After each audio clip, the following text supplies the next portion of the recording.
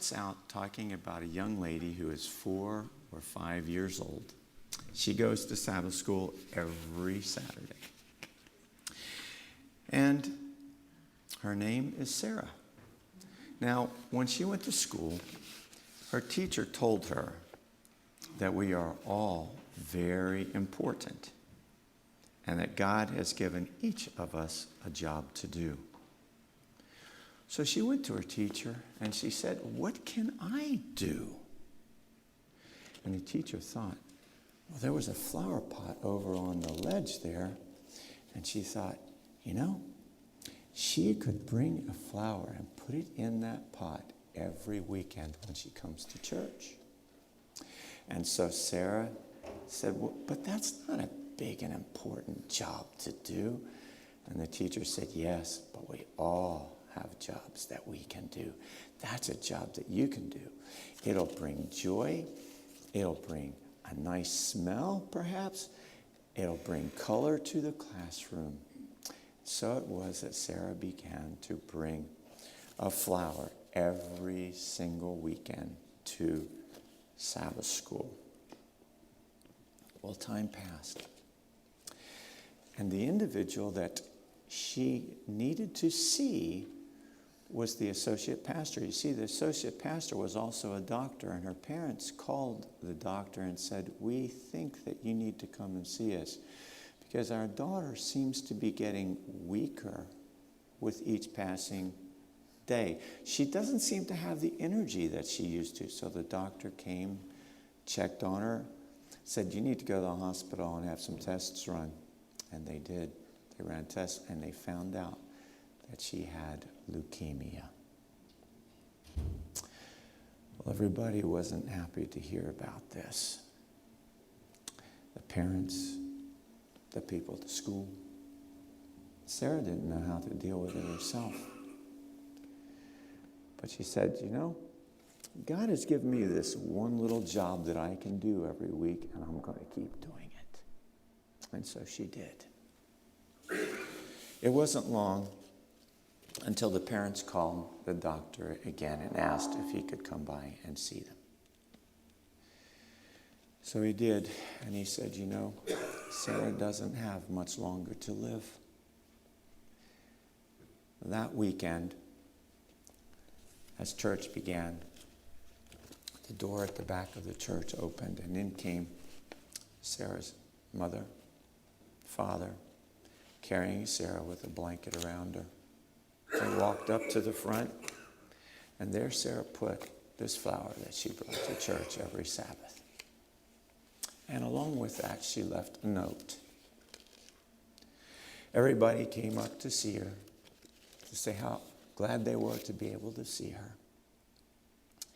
And at the end of the service, after the family had gone, the pastor said to the associate pastor, who was a doctor, you need to read this. Sarah's note read, Dear Jesus, thank you for giving me the opportunity to serve you. I have done what I could. Today, won't you, along with me, think of what you can do for Jesus today and in the future? You can go back to your seats.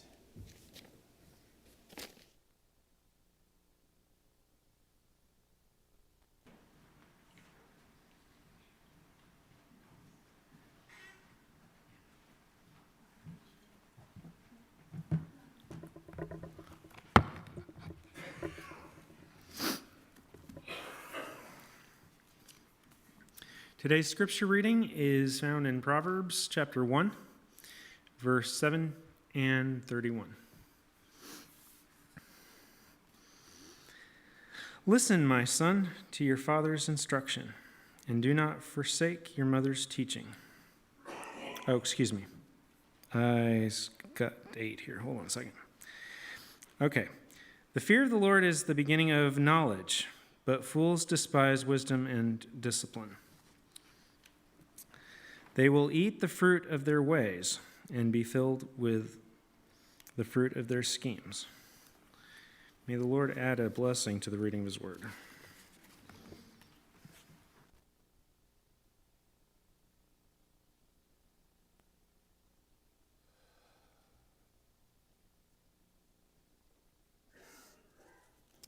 Well, I'm glad you all were able to make it to church today. I know when we got here this morning, we began to wonder if there were going to be any individuals that were going to come. A lot of the young people are in Louisville. Their parents have gone with them and all kinds of other things that are going on.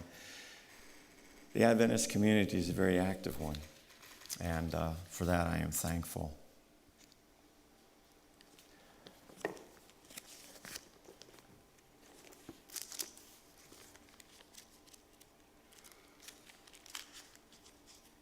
I've entitled the sermon today, It's Your Life.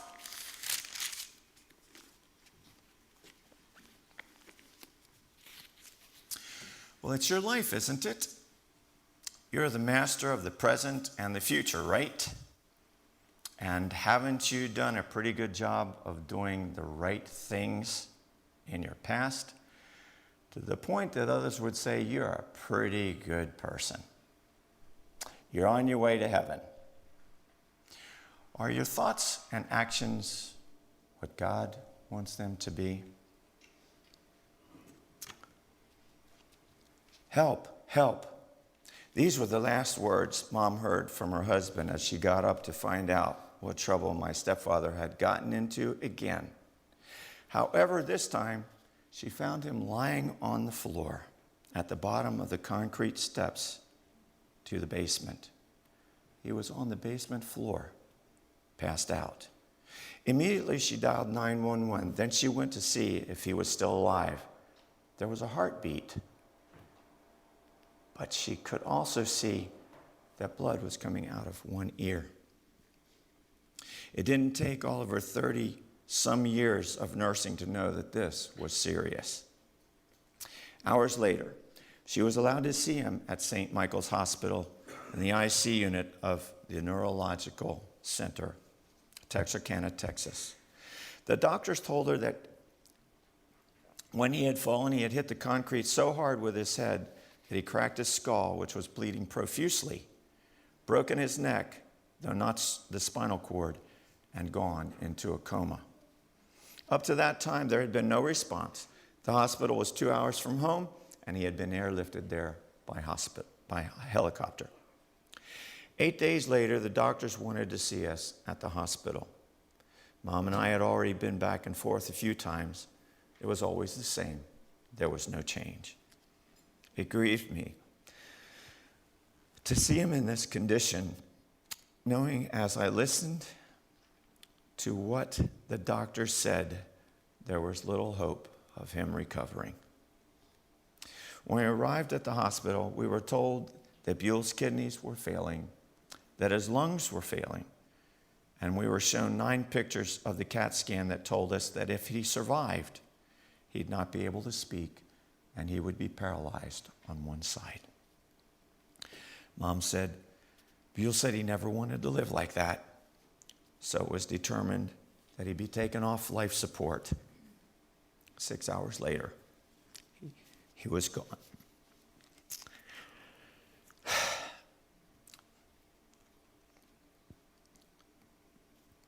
Before this terrible week, 9 months earlier, Buell had had a heart attack in April. He had had open heart surgery, no stents put in, a number of stents put in, and a pacemaker as well. Although he was hard of hearing, losing his eyesight, walking with a walker, and 85 years old, he had been doing good. We never could figure out what he was doing the day that he fell in the basement. We do know that he didn't know it would cost him his life. As I prepared for his funeral, I prayed that God would give me the words to share with his grieving family and with my mom, and God blessed us all. Even now, as I'm writing this, I hear the helicopter flying over my house from Manchester to UK. for somebody else that's being taken to the hospital. Buell was born a Baptist, became a Seventh-day Baptist, went to seminary for a year, and after his first wife died, took over as a pastor for a year. I was shocked to learn this, before becoming an excellent carpenter. But in the last few days, my wife found a paper with a doctor's order saying, "Buell, you have got to stop chewing tobacco.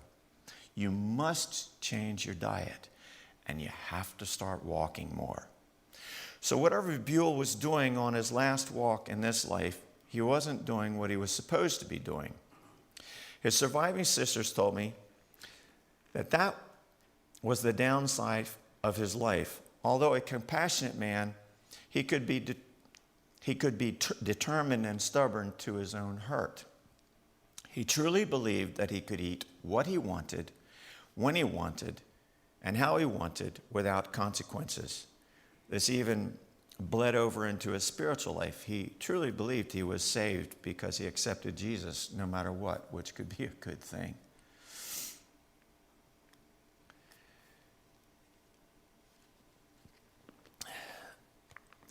I talked to my stepfather a little bit about his health before he passed away and about the things that he could do to change. But he wasn't so sure that he wanted to do a lot of the things that he had been told about during that time. Another individual by the name of Bob had quit his job because of a painful arthritic back. When it got worse, he had to give up doing small chores. He was so short in breath, he began to drive his 22-year-old jalopy from the porch of his house to the mailbox because he could no longer walk there. It was only 50 yards away. Friends tried to comfort him. "You've worked hard all your life. You deserve the remote, the sofa, and the TV guide.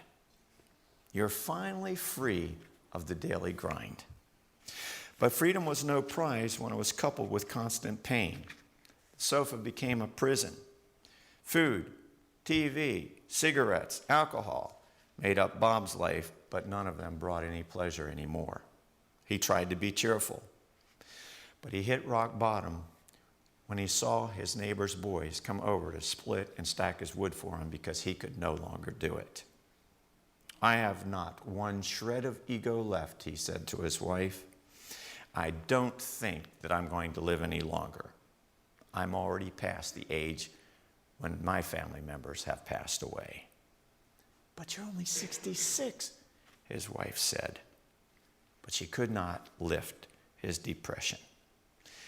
A few days later, she found a flyer at the doctor's office saying that there was a health seminar coming to town. And so it was the doctor encouraged not only she to go, but to take that sorry husband of hers with her as well. He needed no urging. He thought, things can't get any worse. I'm going to go. The results of their health screen evaluations were a jolt. High blood pressure, high cholesterol, diabetes. And Teresa, his wife, wasn't much better. They were overweight. They were obese. The message was simple. Their diets were killing them. Meat, dairy products, sugar, alcohol, salt, tobacco. But these were all the good things of life, aren't they? And they all were removed from their home. He said, we decided we would not eat and drink ourselves into an early grave. When they got to the doctor's office, again, the doctor told them that this was good news because all of these things could be reversed by healthful lifestyle changes. And that was what the Andersons needed, was hope. In this household, in one day, they decided to get rid of meat, eggs, salt, alcohol, junk food, caffeine, and cold turkey. Bob's 35-year-old cigarette habit was gone that night. The next day when Bob got up, he walked painfully and excruciatingly out to the mailbox. It exhausted him. He even joked, I must have been a sight, leaning 45 degrees to port. Couldn't stand up straight. They began walking every day. 1 block, 2, 3, 5, they were on their way. They began to tackle hills, climb mountains, and by the sixth month, Bob's back pain had disappeared. They say God can make crooked things straight. You better believe it, because he did that for me. A few months later, Bob got an 18-speed bicycle. He rode it 25 to 40 miles a day within the next 6 weeks. His blood pressure, cholesterol, and blood sugar all normalized. He chopped his own wood and began to spend many happy hours in his workshop again. Shortly after that, Bob announced to his wife that he was going to ride across the Rockies, 300 miles to his doctor's appointment. She said, "No way." "Yeah, I'm going to try." And so it was that 3.5 days later, they arrived at the doctor's office in Calgary. "You did what?"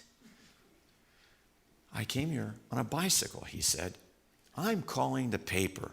And within a few minutes, reporters surrounded them, asking them all kinds of questions. And Bob said, "Look, we were always led to believe martinis and rich food were the result of a hard life of work. I used to have 3 eggs, 6 slices of bacon for breakfast, smoke 3 packs of cigarettes a day, and have a couple drinks before dinner. And I topped it off by going to bed with a bowl of peppermint ice cream. Oh, with gooey topping too. We considered our health problems to be the inevitable part of just getting older. But no more. We have decided to change. We were feeling miserable, and we decided we didn't want everybody else feeling miserable with us. As their physical health improved, they grew spiritually. We've been born again. We have a sense of purpose. We have direction in our lives. Well, for an encore, Bob decided, I'm going to try riding across Canada from one side to the other. And so it was that he did it in 2 months. What enabled him to change? A simple diet, burning holes in the shoes, avoiding harmful substances, and an attitude of gratitude. Well, I thought, I had run into some of these problems myself. I told some of the kids in the past that when I was 11 years old, my father and I had this really lengthy discussion about food. He believed that you could eat what you wanted, when you wanted, how you wanted. Well, that was my stepfather. Didn't matter. My stepfather didn't think there was anything wrong with getting up at 2 o'clock in the morning and making a ham and cheese sandwich. And he did so a couple times while I was there since September. And so when I was 11, I'm having a discussion with my dad. He says, you can eat what you want to. I said, all right, Dad. I said, if this is true, does that mean you would kill and eat a turkey vulture if given the opportunity? And my dad, without batting an eye, said, I'd kill and eat a turkey vulture. Within a week, on the radio came this broadcast. Man has tried to eat a turkey vulture, has been taken to the hospital, to the emergency room. The doctor said if he did not arrive when he arrived, he would have, quote, died on the spot. An 11-year-old communicating with his father about health issues and being told on the radio of something that had never happened before and that I have never heard happen since within a week of a conversation with my dad? Are you kidding me? My father wound up dying 7 years after he retired from driving tractor trailer because he literally and physically ate himself to death. When I started driving tractor trailer 3 years ago, I thought, I'm going to have to start making some changes too because I was over 200 pounds on a 5'7" frame. And my wife and I were looking at me and saying, Arthur, you got to make some changes. And you got to make them fast, because if you don't, you're headed in the same direction as your dad. When my dad passed away, he was somewhere between 280 and 300 pounds. But when he left the farm at the age of 30, before he started truck driving, he only weighed 180 pounds. And he could actually pick up any one of you and literally throw you about 20 feet out in front of him. He was one of the toughest guys I can ever remember seeing. Tough as nails, strong and stocky. You know, humanity has had to battle with this almost uncontrollable desire for food from the very beginning. Think about this. In the garden, God said, you can freely eat of any tree in the garden, except one. And Eve said, we may eat of all of the trees in the garden, except one, which God said, you shall not eat of it, nor shall you touch it, lest you die. I often wonder if Satan said, I've got my opportunity now. He grabbed one of the pieces of fruit off the tree. I'm not dead. I'm not dying. Look. So when Eve saw that the tree was good for food, pleasing to the eyes, desirable to make one wise, she took and ate. Think of that scenario. Good for food, pleasing to the eyes, desirable to make one wise. How many of us run into that problem when it comes to whatever it is that we're looking at the possibility of eating? If it don't look good, are you going to eat it? If it doesn't smell good, are you going to eat it? If it's not desirable, are you going to eat it? But if it's going to make you wise, hey, I don't think you can give me enough. I noticed that Cain was a tiller of the ground, and he brought an offering of fruit, the fruit of the ground. And I often thought about that. Roots, stems, and leaves. You know, Cain wasn't out there growing the kind of stuff that was grown in the regular Garden of Eden. He was growing the stuff that God had given to mankind after they sinned. And I didn't realize that. So here he is growing stuff that he has to work hard to get to grow. And he's spending a lot of time out there, and he ain't about to go and kill an animal to be able to take care of this blood situation. You know, he wants what he has been spending his hard-earned labor at. Funny thing, didn't really seem to help him very much. And Elijah's eating habits were rather simple. Daniel, please test us 10 days.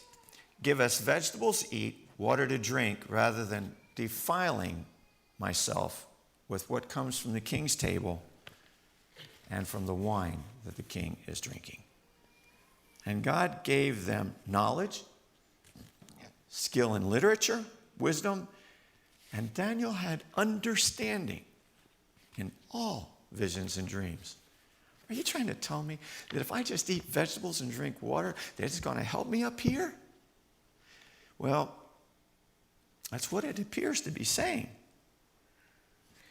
What did Bob Anderson do? Why did he and his wife make such a dramatic change in their lifestyle? John the Baptist, preaching, repent, for the kingdom of heaven is at hand.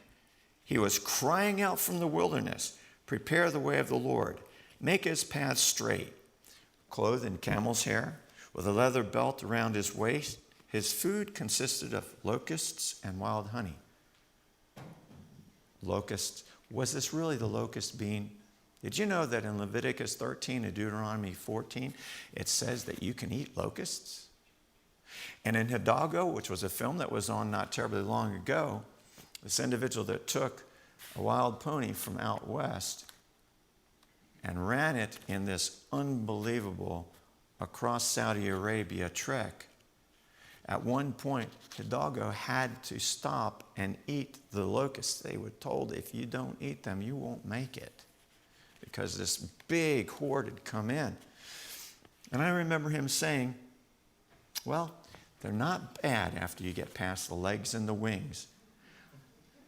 We eat a lot of stuff we shouldn't eat. And then the stuff that we're told that we can eat, are you kidding me? I'm not so sure I'm interested in eating locusts, but maybe the time will come it's necessary. For John the Baptist, I'm sure he had his share. In Signs of the Times, February, this happened to be handed to me this morning, was a note here. It says, is it possible to be addicted to a food? Remember that fried and fatty foods release a tidal wave of dopamine in the brain. Processed carbohydrates, flour, and release serotonin. They are feel-good chemicals that resemble the effects of cocaine and ecstasy, respectively.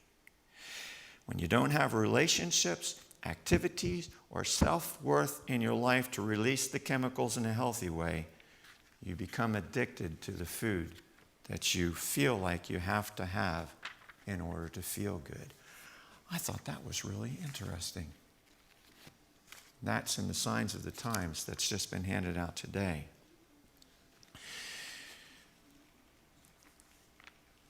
I think that we need to have what you call a fear factor when it comes to what you should or what you shouldn't eat.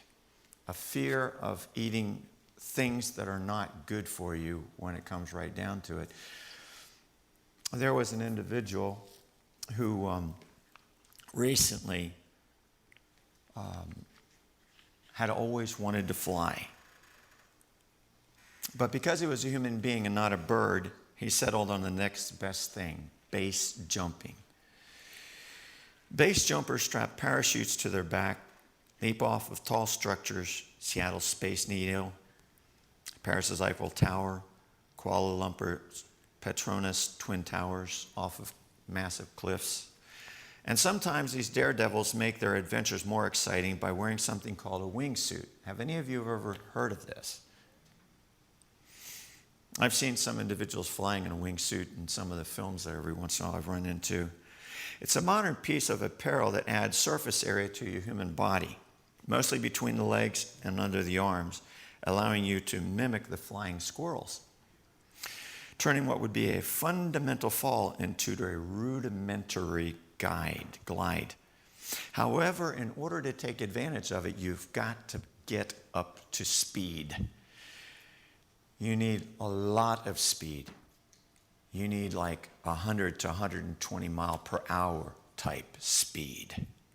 So these individuals would learn to rush down the sides of mountainsides, treading their way around obstacles and over ledges at a heart-stopping 120 miles per hour. Needless to say, there's little room for mistakes. Jeb Corliss was fully aware of that when he decided in 2012 he would start doing this. He began on Table Mountain overlooking the beautiful city of Cape Town, South Africa. 3,338 feet of drop. Before his wild ride would end with a soft landing. Well, he had done this for a number of times when one day he decided he would try getting closer to the mountain because he saw that a balloon someone had released had gotten stuck on the jagged rocks. So he attempted to kick it when he went by. In seconds, he found that his mistake enabled him to clip the edge of the mountain with his legs and causing him to tumble out of control. Fortunately, he was able to stabilize himself, pull the parachute just before slamming into the ground. With help finally arriving, they found him in tremendous pain. Later, he found out he had 2 broken ankles, 3 broken toes, 1 fibula, the smaller of his 2 bones connecting his knee with his ankle, ripped apart, a knee, and a anterior cruciate ligament. The open gash in one leg also required skin grafts to close. It seems when flesh and bone meet solid rock at 120 miles per hour, rock wins. It took a year of agonizing pain for him to get back to where he could leap off of the mountain again. He says when people ask him about it, "Why did you crash?" "I crashed because I stopped being afraid." You know, it's your life. You can do with it as you please. God wants us to respect him, to respect what he has asked us to do, to obey his laws of health. He has given them to us for our own good. And if we don't get to the point that we have a healthy fear of the things that we know we shouldn't have anything to do with, then the end result of it will be that we could wind up losing our life the same way that my stepfather did, because he was determined to eat what he wanted, when he wanted, how he wanted. My recommendation to you is, as you look to the future, remember that the fear of the Lord is the beginning of knowledge, that fools despise wisdom and instruction, and that they shall eat the fruit of their own way and be filled to the full of their own fancies. My stepfather didn't need to pass away the way he did at this time. When I look at all those tractor trailer drivers out there right now that I bump into, I'm amazed that they can even drive their trucks. The scary thing just the other day was I went up to a truck, and when the guy came out, he just about brought all of his trash with him. The smell was pretty bad. I don't even know how he was able to live in there. But he could hardly walk, let alone do anything else that he does. And it was because of bumping into people like that, and remember what had happened to my father, that I decided to make changes myself. And I can honestly tell you, I don't live to eat anymore. I eat to live. And because of my brother-in-law being with me all the time, I really have to watch my P's and my Q's and my T's and everything else now, because I know that he's watching everything that I do. So maybe that's good. Maybe that helps me. But we should think more seriously about the way that we live our lives, and know that there are a lot of other people that are watching everything we do, and even the little thing that we do when we put something in between our lips. So I guess that's all I have to share with you today. But it's not easy, I'll tell you. My stomach sometimes is growling like crazy, and I'm looking at my watch and I'm saying, "Son, you only ate 4 hours ago. You got to wait." Okay.